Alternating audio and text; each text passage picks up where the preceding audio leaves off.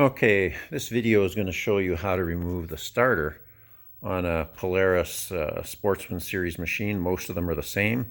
This is a 400. I will admit I started off and figured it was going to be a little easier than it actually was.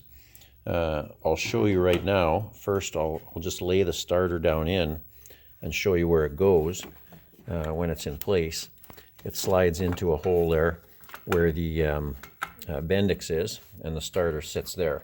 So before I go into detail, I'll just explain what exactly you have to do here and what you have to take off. So obviously the seat comes off, the air box comes off, and the air box is held by this and these two bolts.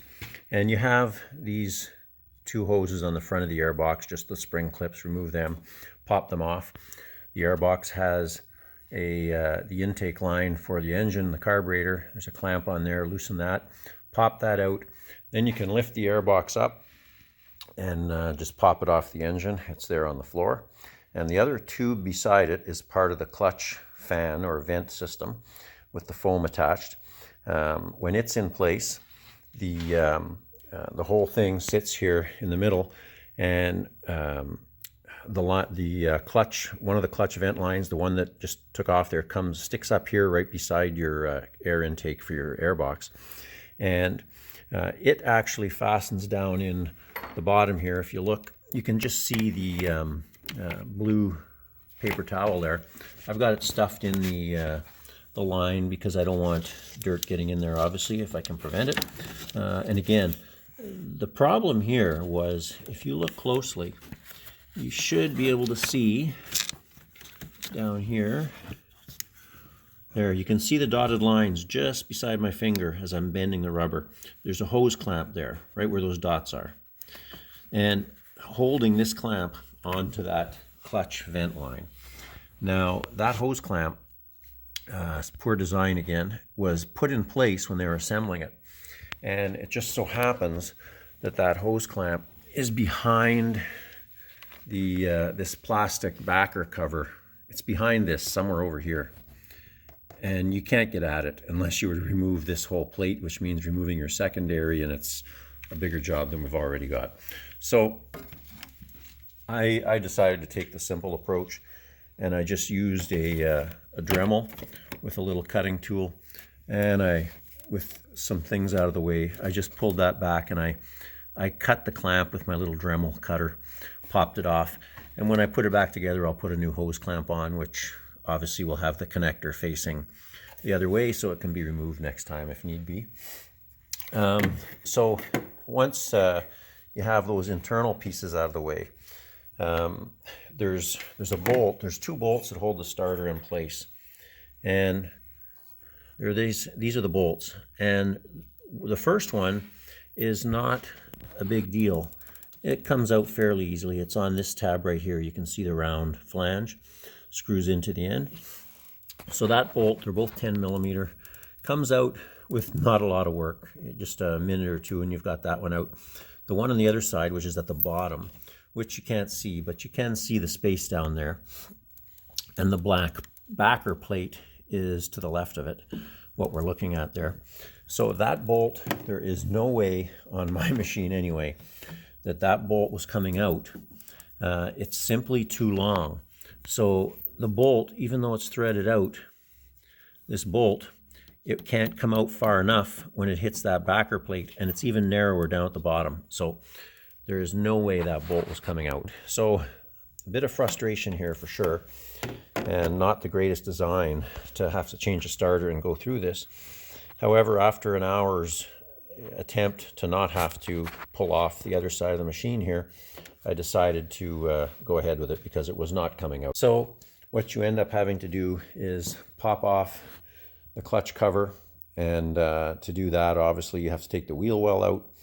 If you haven't had the wheel well out, it's actually pretty quick. It just takes a couple of minutes.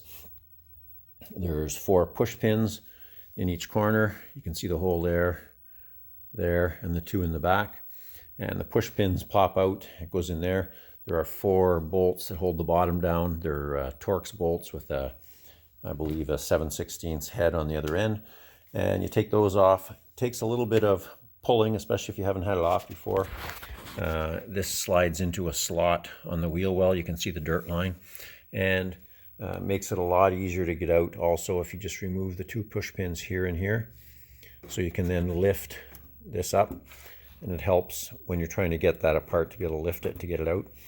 But in any case, you get that out of place, wheel well out. So I've removed the clutch cover, and just a couple of tips. You'll notice the clutch cover here has a clamp, obviously connecting the clutch cooling air fan, the vent, to the clutch is connected to this pipe up here. And the fastener for the clamp right here, okay, is a slotted screw, and it's behind the body panel. So again, with that body panel loosened, you can kind of lift this up out of the way and you can get your screwdriver on it. When you remove the clutch cover, it's a tight fit in here. Pull it off, and then you'll find pull this side of it out first and kind of pull it down at the same time, pulling the front off to clear the clutch itself.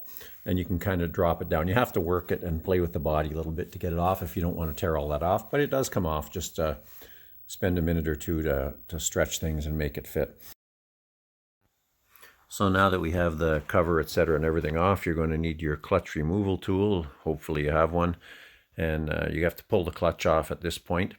To get at the plate behind, there's a ring that we have to undo some screws on so that we'll be able to actually slide that backer plate back and make some room for the bolt. And then this ring is just like a giant washer that goes in place over the clutch shaft and here. So there's a vent up in here. That's part of your clutch venting system to cool it. And that ring, when it's around here with these holes, that screw is, the ring is pulling the cover in, keeping it watertight. You can see some of the movement there. So now that with that cover off, it becomes very easy to now pull the cover forward. As you can see, I have lots of room here now. I can flex it easily, flex it out, and by flexing it out, I have the ability to get the, just try and get the light so you can actually see here. Now you'll see when I pull the cover just how much room it makes in the bottom. My thumb is here, and as I pull the cover, you can see I get lots of room. So I can actually slide the bolt out, and once the bolt's out of there, the starter comes out quite easily. So there is an O-ring on the front of the starter where it goes into the housing for the Bendix. And that O-ring is hasn't been moved in a long time. So it's probably going to be dry and hard to get out. There's room in this crack to put a screwdriver or a pry bar and just pry back. Once you pry back, it'll slide and it'll pop as the O-ring comes out. And then it's just a matter of tilt it up and bring it out. So actually not a problem at all once you get that other bolt out.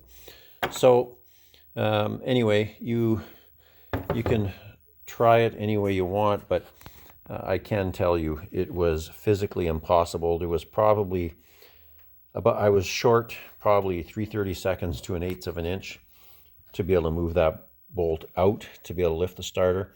I tried wedging and pulling, but I could tell I was going to break something, and that metal plate in behind is what the problem was. So anyway, hope that helps somebody who wants to change your starter. It's a quick and easy job once you can get at the bolts. And this is what I had to do, and I would think most are the same. You might get lucky if your plate is not as tight or has been bent for some reason, but in any case, that's how it's done on this one. So if you found this video useful, please like the video, share it, and subscribe. Thanks a lot.